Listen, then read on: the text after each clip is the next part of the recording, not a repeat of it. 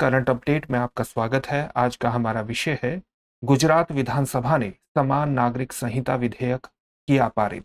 गुजरात विधानसभा ने समान नागरिक संहिता विधेयक को बहुमत से पारित कर दिया है, जिससे उत्तराखंड के बाद ऐसा करने वाला यह दूसरा राज्य बन गया है।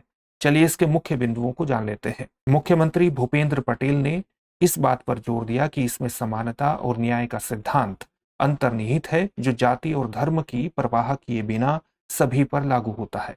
इस विधेयक का उद्देश्य विवाहों का पंजीकरण, लिव इन रिलेशनशिपों का पंजीकरण, तलाक के लिए एक समान नियम, पुत्रियों और पुत्रों के लिए समान उत्तराधिकार अधिकार और दंड सहित सख्त कार्यान्वयन को अनिवार्य बनाना है।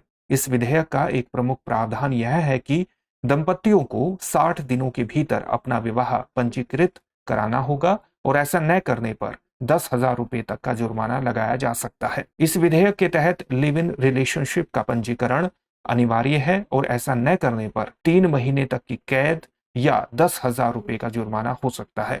नाबालिगों से जुड़े मामलों में पॉक्सो के प्रावधान लागू होते हैं और यदि कोई विवाहित व्यक्ति लिव इन रिलेशनशिप में आता है तो उस पर सख्त दंड लागू होता है। चलिए अब जानते हैं समान नागरिक संहिता के बारे में। समान नागरिक संहिता पूरे देश के लिए एक समान कानून के साथ ही सभी धार्मिक समुदायों के लिए विवाह, तलाक, विरासत, गोद लेने आदि कानूनों में भी एक रूपता प्रदान करने का प्रावधान करती है। संविधान के अनुच्छेद 44 में वर्णित है कि राज्य भारत के पूरे क्षेत्र में नागरिकों के लिए एक समान नागरिक संहिता सुनिश्चित करने का प्रयास करेगा।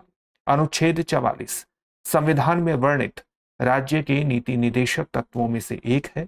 अनुच्छेद 44 का उद्देश्य संविधान की प्रस्तावना में निहित धर्मनिरपेक्ष लोकतांत्रिक गणराज्य की अवधारणा को मजबूत करना है। चलिए अब देखते हैं आज के अभ्यास प्रश्न को। यूनिफॉर्म सिविल कोड का वर्णन संविधान के किस अनुच्छेद में है? आपके सामने ऑप्शंस हैं अनुच्छेद 42, अनुच्छेद 39, अनुच्छेद 44 या अनुच्छेद 41। इस प्रश्न का उत्तर कमेंट बॉक्स में कमेंट करके जरूर दीजिए। धन्यवाद। अब एग्जाम की तैयारी को और बेहतर करने के लिए हमारे चैनल को लाइक, शेयर और सब्सक्राइब करना ना भूलें।